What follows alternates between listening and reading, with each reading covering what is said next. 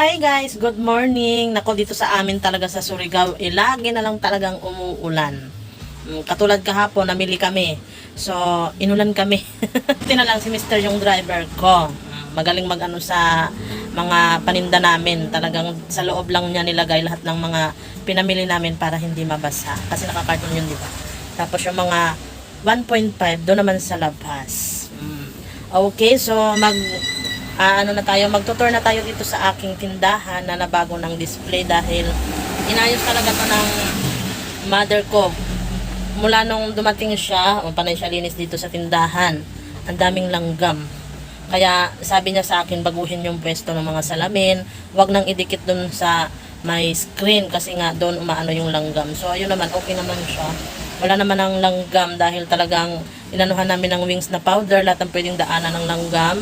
Tapos, yun, ini-sprayhan ko lang siya ng alcohol. So, ayan mga kasari, mag-tour na tayo dahil bagong display at bago ding ligo ang tindera. Kasari, mula sa pagpasok natin sa tindahan, so dito muna tayo sa mga stock ko na wala nang mapag-displayhan. Kaya, dyan ko na lang muna nilagay sa ko na yan, estante. So, ayan, nilinisan din niya ng nanay ko kasi marami ding langgam pala dyan. Pagdating naman dito, sa pinagpatungan ng TV ay ito naman. Yan naman po yung makikita natin. Ito.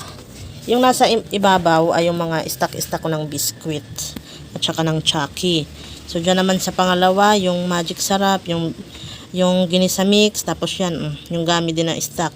Sa pangatlo naman, yung suka at toyo.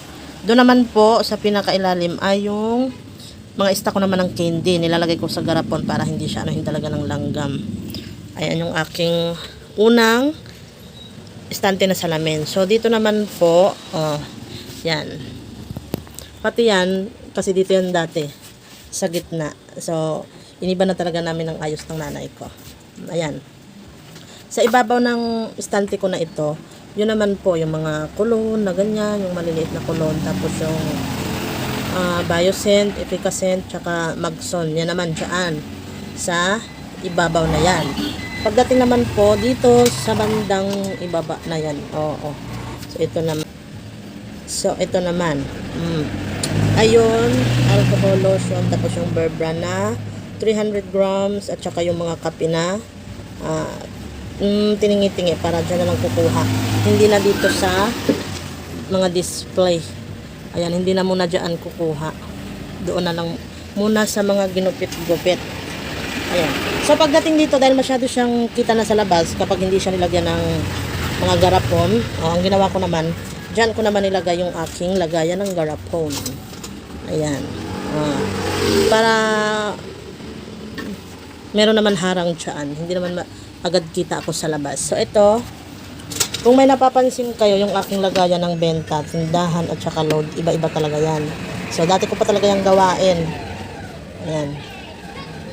Tapos, ito, candy, mga gummy, ayan, tsaka ito, yan. Ito, mga kasari, yung sinasabi kong nilayo namin sa, yan, hindi pa pala ako nakapagwalis doon, dito sa may screen, talagang malayo na. Tsaka ang nakaganda, mas kita ngayon siya ng customer kung ano yung mga nasa estante ko. Yan, mas kita na siya ngayon. Katulad ng mga biscuit. Dito pagdating ng mga chichorya naman. Ganyan. Kaya dito. Sa taas naman po, ayun, yung mga downy at saka yung shampoo. At saka syempre yung aking lisensya din at saka BIR. So nakatalikod yan dahil nakaharap yan doon sa labas. Ayan naman. So bale, pag titingin ang customer, syempre mauuna niyang makikita itong mga nasa itaas na aking mga kape-kape. Ayan, kaya dyan ko naman yan inilagay. Hindi pa rin nagbago mula noon. Dyan yan sila. Yan. Tapos, para naman hindi masyadong kita yung aking table doon kasi syempre nandoon ako nakaupo.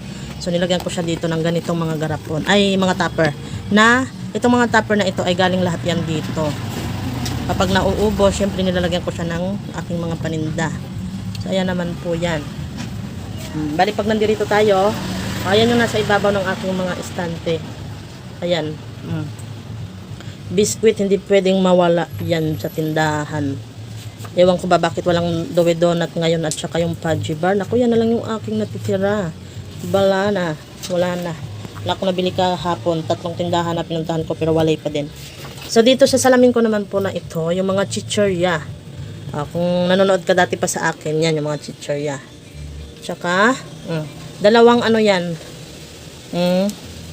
Dalawang anong chichiryahan ko. Yan. Tapos pagdating sa ikatlo, yung mga Lucky Me naman. Yung mga pansit canton. Tsaka yung itlog. Dito naman, itlog pa rin. Tapos yung mga stock na, halo-halo na. Ayan na. Tapos dito, kita na yung aking ano ng tindahan. Yan naman, chiller. Diyan pa rin yung si chiller. Dahil kailangan niya nakaharap talaga yan sa customer. Para kitang-kita kung ano yung binibenta mo. Ganon. Nandito naman yung aking sa soft drinks. Ayan. Na benta. Yan ko naman nilalagay. Tapos yung sa salamin ko na ito, yan. Kung noon, hindi ko masyado siya malagyan kasi nasa ano siya, dulo. So ngayon, ayan na. Napaglagyan ko na siya. O, diba? Ang laki talaga ng tulong ng nanay ko. Marunong siyang mag-isip kung ano ba dapat, kung saan ba dapat. Dahil yung nanay ko ay may tindahan din noon. Yun talaga yung nagpalaki din sa amin. Pag ano niya ng tindahan. Tapos naman mga kasari, dito naman po, ayan yung mga wipes. Yung wipes, bala ko siyang ilipat na doon. Kasi doon na yung non-food. Dito na yung mga, ito yung bala kong ilagay dito sa ibabaw. Itong mga cup noodles naman. Ayan. Tapos ito mga chocomocho. Tapos yung lagayan ng gamot. Lagayan ko ng gamot, ang daming umorder niyan sa TikTok. Kaya kayo, kung wala pa kayo, order na kayo. So ayan, ito naman po yung mga powdered siya naman. Tapos ito yung aking table. Puro salamin yan. Ito kasi patungan ko ng cellphone kapag may pinapanood ako sa YouTube na mga palabas. So dyan naman, ang paborito ko panoorin si FPG pa rin. At saka sino pa ba?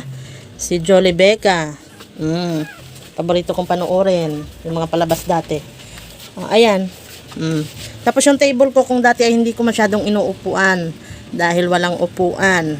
Ano lang, nakasiksik lang yan sila doon sa sulok. Ayaw kong umupo doon kasi sulok na ngayon. Ginawa ng paraan ng nanay ko na dyan na siya ipesto para maupuan ko. O, diba? Ngayon, kapag kumakain ako ng alas 12, dyan ako nakaupo. O, diba? Ang laki ng pagbabago. Tapos dyan naman, yung mga dilata ko. Ayan, tapos yung smart nasa ibabaw. O, diba? Kaya kapag nakaupo ako dito sa salamin, nagmumuni-muni. Ayan. Makikita na natin yung aking tindahan na ganyan. Tapos with yung mga picture pa namin ni Mr. dyan sa rep.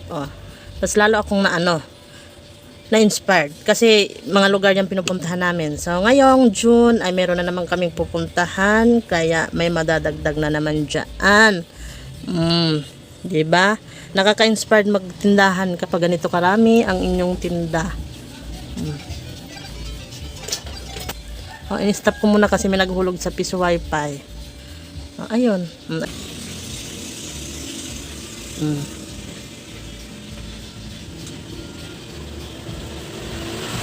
Kaya bye-bye na. Nag-update lang talaga ako ng mga pagbabago dito sa aking tindahan. Kung noon walang wifi, ngayon meron na. Diba?